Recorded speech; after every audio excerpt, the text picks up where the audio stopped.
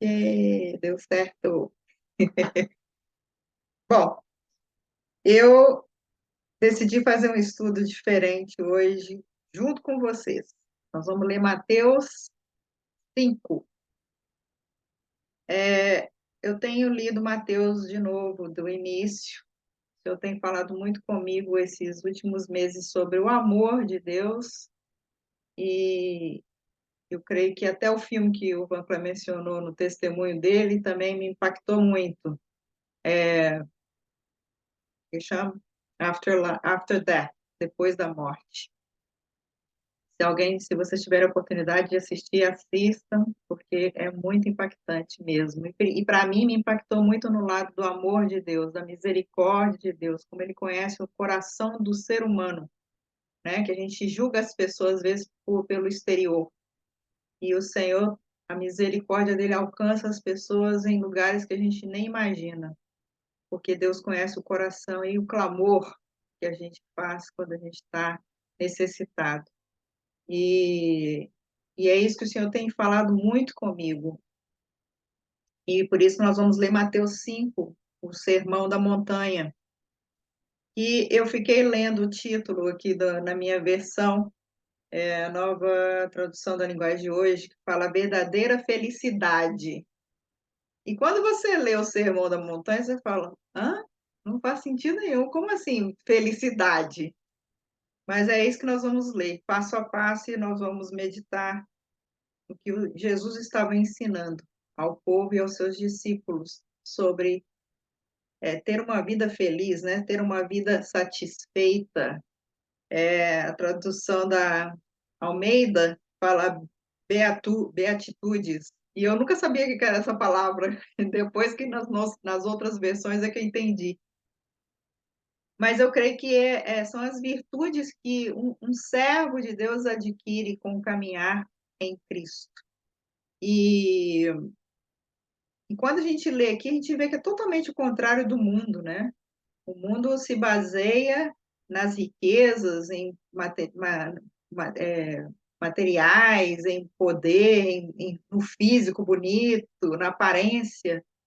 E aqui nós vamos ver totalmente o contrário. Então, eu vou primeiro fazer uma leitura completa, depois a gente vai passo a passo.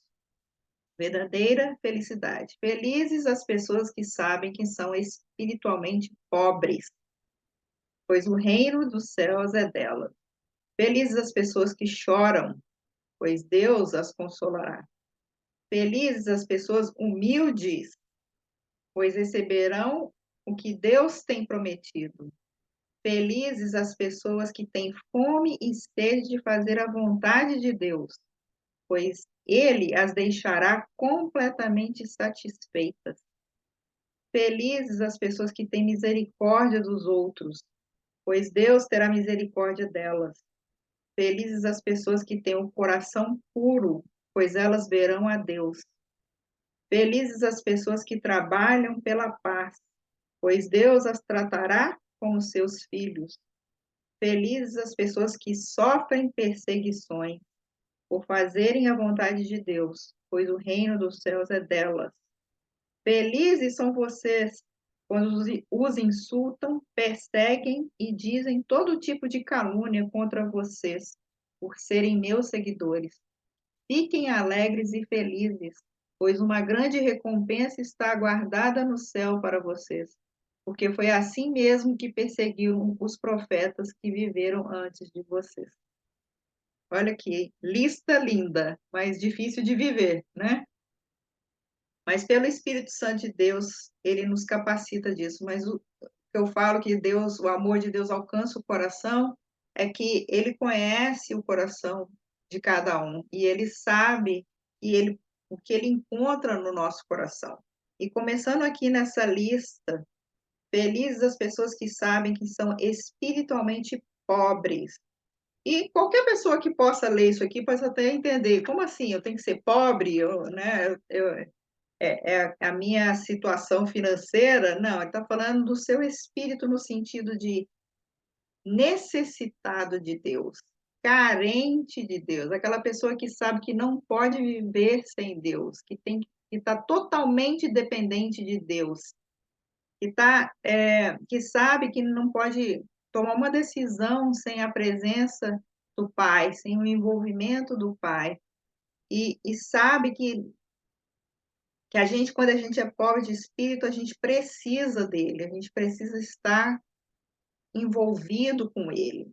E aí ele fala: estes vão reinar, né? Vão herdar o reino dos céus.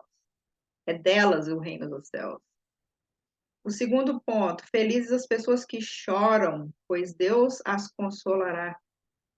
Choram como? Choram pelo sofrimento, porque, querendo ou não, nós vivemos num mundo caído, então nós estamos aptos a sofrer, a passar por dificuldades, então nós choramos e nós vemos a injustiça acontecer ao nosso redor, porque outros prosperem, outros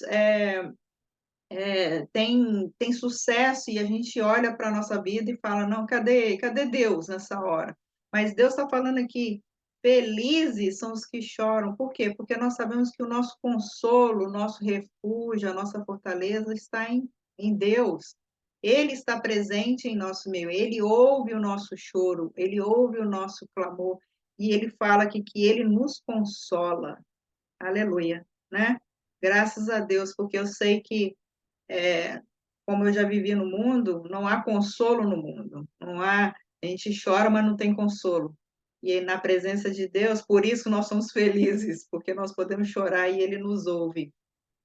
Versículo 5: felizes as pessoas humildes, pois receberão o que Deus tem prometido. Outra versão fala: receberão a terra como herança. Eu vejo isso como a segurança que Deus nos traz, a provisão que Deus nos dá através de tudo que nós herdamos aqui na terra, a provisão dele, né? E ser humilde é uma pessoa submissa, uma pessoa obediente, que conhece a palavra de Deus, que tem fome de Deus, né? Que é o próximo passo.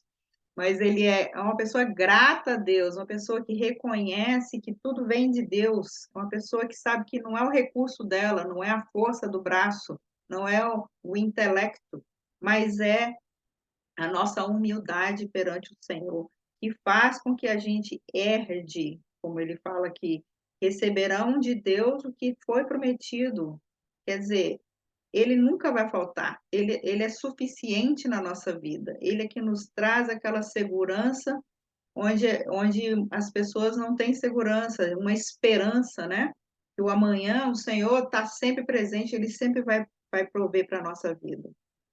Mas e a humildade também eu ligo a ser uma pessoa que aprende, se submete àquilo que aprende.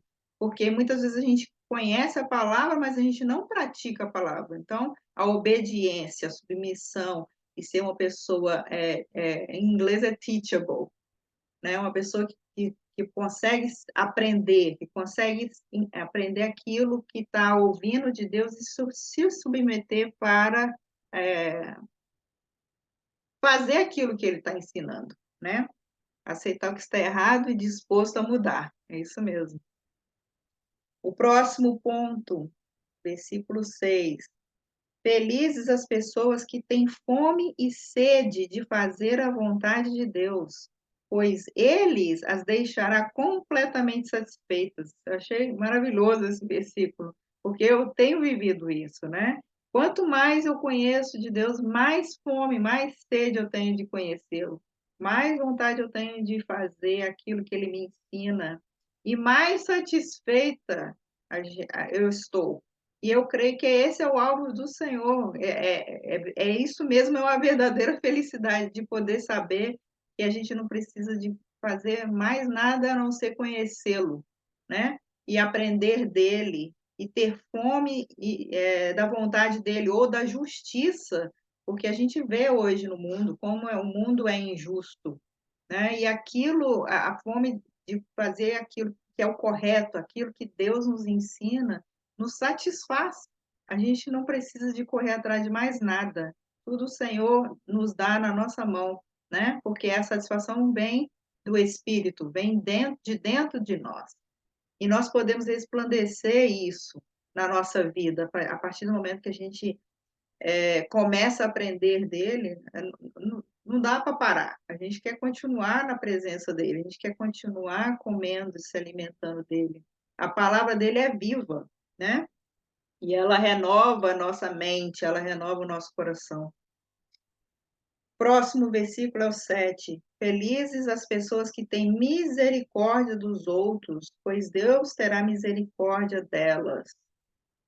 Misericórdia para mim é o que Deus tem colocado no meu coração, me feito aprender o meu caminhar, é ter compaixão pelas vidas, compaixão pelas pessoas que estão sofrendo ao nosso redor, paciência com aqueles que estão crescendo no Senhor, né? Porque às vezes a gente já está um pouquinho mais adiantado, mas aí a gente olha para aquele que está aprendendo e fala: Nossa, ela está lá atrás ainda. Sim, eu estive lá também.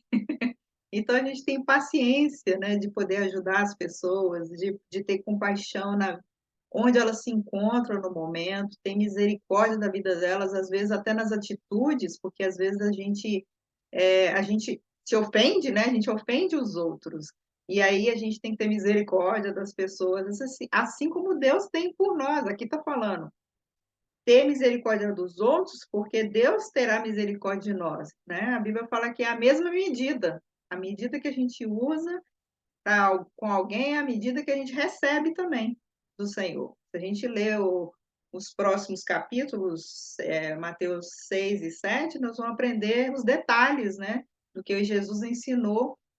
E uma das partes que fala é isso mesmo: aquilo que a gente faz, a gente colhe, a gente planta, a gente colhe, né? Se a gente não perdoa, a gente não é perdoado. Se a gente não dá, se a gente dá uma medida, a gente vai receber a mesma medida de volta. Então, para a gente ser verdadeiramente feliz, vamos aprender a ter misericórdia pelas pessoas. O próximo versículo: felizes as pessoas que têm o coração puro, pois elas verão a Deus. Coração puro. É um coração com esperança, um coração limpo, um coração que não se contamina com as coisas deste mundo, um coração que sabe aquilo que aprendeu de Deus, sabe separar, né? Sabe não se contaminar com as coisas deste mundo, porque a gente sabe que não agrada a Deus. Então, se nós queremos andar e agradar ao Senhor, nós temos que nos separar do mundo, né? E aquela esperança que está em nós é que contagia as pessoas que estão ao nosso redor, porque elas não têm esperança. Então, nós temos a esperança que está na palavra de Deus, que é o próprio Senhor Jesus. Nós temos, então, um coração puro para compartilhar e ver o melhor, né? Ver o melhor nas pessoas, porque às vezes a gente vê aquela cascadura, aquela pessoa que está sofrida, que está lá no meio do mundão, no lamaçal, e elas precisam da gente ter olhar para elas com um coração puro, um coração que vê além, que pode ver que ali dentro tem uma alma preciosa para o Senhor, e que a nossa vida pode fazer uma diferença, né, muito grande na vida dessas pessoas. O próximo versículo 9: felizes as pessoas que trabalham pela paz, pois Deus as tratará como seus filhos. Isso encaixa também com o coração puro, porque nós somos os pacificadores, né? No mundo que a gente vive hoje, não só de guerra, mas guerra verbal, braçal, de todos os modos, né? A violência que está no mundo de hoje. Ser um pacificador é como se fosse um alien, nós somos extraterrestres, porque as pessoas ficam até surpresas quando a gente transmite paz, a gente transmite que nós não estamos, a gente não anda de acordo com esse mundo, né? Que a gente vive a paz de Cristo em nós. Nós temos paz com Deus e a paz de Deus para transmitir às pessoas e de poder acalmar as pessoas. Que é o shalom, né? Que é a reconciliação, completar, trazer justiça. Isso mesmo. É isso que Deus quer, que a gente reflita isso na nossa vida e a gente possa contagiar as pessoas ao nosso redor. Aí trabalhar pela paz do mundo, né? Investir no reino, trazer união ao corpo e dar suporte, porque é isso que a gente faz na igreja, né? A gente traz, a gente vive vamos falar, na Arca de Noé, que é a igreja, cheia de gente diferente, de níveis diferentes, de lugares diferentes. Então, nós temos que aprender a andar em paz e ajudar um ao outro, né? A investir no reino, dar o suporte que o reino de Deus usa a igreja para poder atrair um ao outro. Versículo 10: Felizes as pessoas que sofrem perseguições por fazerem a vontade de Deus, pois o reino dos céus é delas. Eu vou juntar o versículo 10 com o versículo 11. Felizes as pessoas que sofrem perseguições, gente. Nós somos felizes porque não somos perseguidos. Felizes são vocês quando os insultam, perseguem e dizem todo tipo de calúnia contra vocês por serem meus seguidores. Olha que privilégio que nós temos. É loucura para o mundo, com certeza. E Deus nos chama para isso. Por que nós somos insultados e perseguidos e caluniados? Porque nós vivemos na luz. Nós somos de Cristo, nós refletimos o amor de Deus. E não foi isso que Jesus fez na Terra? Ele veio para sofrer e morrer, foi isso que ele fez. Ele sofreu constantemente, não só pelos adversários, mas ele sofreu também com seus discípulos, com a maneira com as ofensas, né? Com a família. Então, Jesus falou para quem quiser me seguir, tome a sua cruz e me segue. Isso é, nós também temos a nossa cruz para carregar. E a gente não tem que se defender, que a Bíblia fala que o Senhor é a nossa vingança, Ele vai nos defender.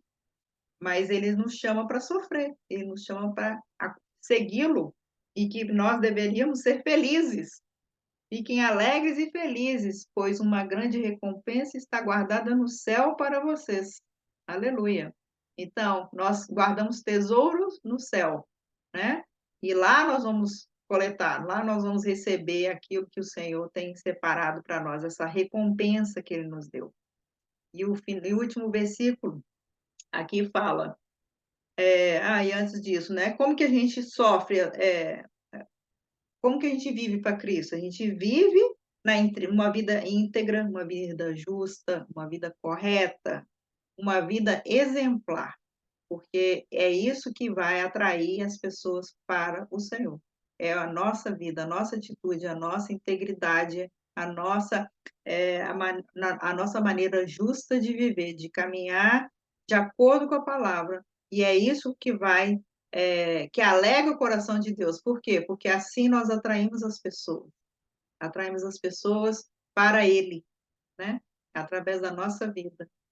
E aí o último versículo ali, a parte B do 12, fala: porque foi assim mesmo que perseguiram os profetas que viveram antes de vocês. Quer dizer, nós só estamos fazendo o que os profetas fizeram no passado, os nossos antepassados fizeram no passado. Todos eles sofreram por Cristo, né? Todos eles sofreram porque amavam a Deus. E aí, a gente vai lá para Mateus 22, 37 a 40, que fala: quais são os dois maiores mandamentos?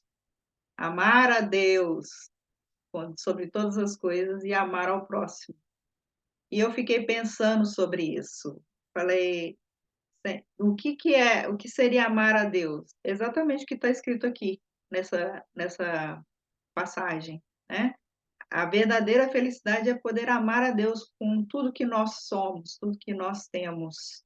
E poder amar ao próximo, porque é isso, ele quer que a gente experimente esse mesmo amor, esse amor que ele tem por nós, que é incondicional, a gente não merece, né?